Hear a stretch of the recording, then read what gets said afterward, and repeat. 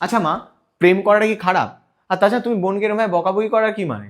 দেখো, প্রেম করেছে যখন আমাদের দায়িত্ব তো আমরা ছেলেটাকে ডাকি, দেখি, কথা বলি যে কেমন। আর তাছাড়া ও যখন চুজ করেছে নিশ্চয়ই ভালো খারাপ কিছু তো দেখেছে। তো একটা কাজ করছি, বোনকে বলছি ছেলেটাকে ডাকতে, তারপর আমরা ছেলেটার সাথে কথা বলি, দেখি কেমন। ঠিক আছে?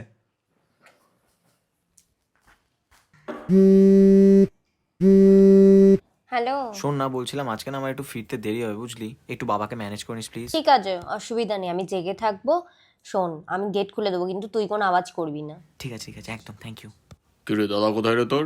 বাবা, দাদা তো ওই আমার কলেজের প্রজেক্টগুলো ছিল না, ওগুলোই জেরক্স করতে গেছে। এক্ষুনি চলে আসবে, তোমরা ঘুমিয়ে পড়ো, আমি তো জেগে আছি, আমি খুলে দেবো গেট। শুয়ে পড়ো তোমরা।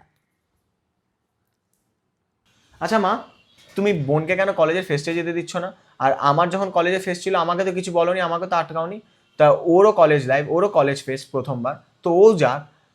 আরে ওকে কি এমনি এমনি বারণ করছি আমি? কতটা রাত হয়ে যাবে বলতো? আচ্ছা ঠিক আছে, ওই রাতে ফেরা নিয়ে প্রবলেম তো, আমি ওকে আনতে যাবো রাতে।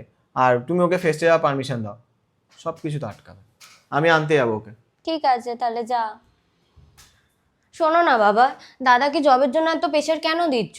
ও তো কন্টেন্ট ক্রিয়েশন, ফ্রিল্যান্সিং এগুলো তো করছেই। তো ওকে ওর মতো করে করতে দাও না। আর এমনিতেও তো ড্রিম ছিল যে ও কন্টেন্ট ক্রিয়েটার হবে। ঠিক আছে, 1 বছর নয় ওকে সময় দিয়েই দেখলাম।